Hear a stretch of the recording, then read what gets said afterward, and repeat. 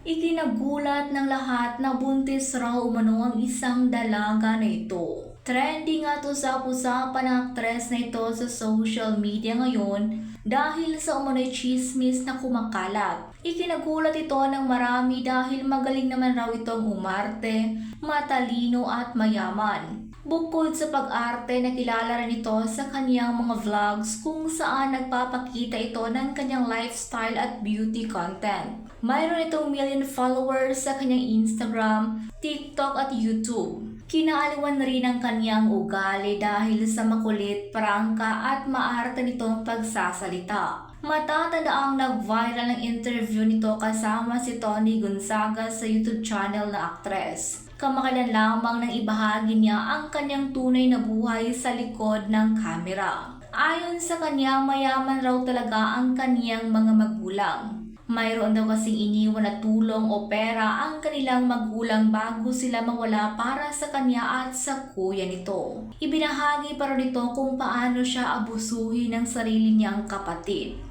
Ayon sa kanya, hinahawakan raw nito sa kanyang masiselang parte ng katawan at madalas raw siyang pasukin sa sariling kwarto. Hindi naman raw niya ito pinakulong ngunit alam raw ito ng kanilang magulang. Ito rin ang posibilidad na binabanggit ni Sian Gaza sa kanyang viral post na pinag-uusapan ngayon. Ayon sa kanya, hindi raw inisip ng vlogger na ito ang kapakanan ng kanyang pamilya o angkan dahil sa pagbabahagi niya ng kanyang karanasan. Ayon pa kay Sian, ginawa raw ito na aktres para sa views ng netizens kung saan siya kikita. Ibinunyag rin ni Sian na buntis ang may initials na BB na nahulaan ng netizens na si Bea Bores ang tinutukoy. Ngunit hindi raw ito pinanagutan at iniwan ng kanyang nobyo. Ngunit kinausap raw siya ni Bea na burahin at bawiin ang pahayag na ito sa publiko. Inula naman ito ng samot-saring komento galing sa netizens at ikinagulat ang chismis na ito dahil maaga raw itong malalaos. Mailan rin nagtatanggol sa aktres at sinabing hayaan na lang kung totoong buntis ito dahil angkop naman raw siya sa edad na 22.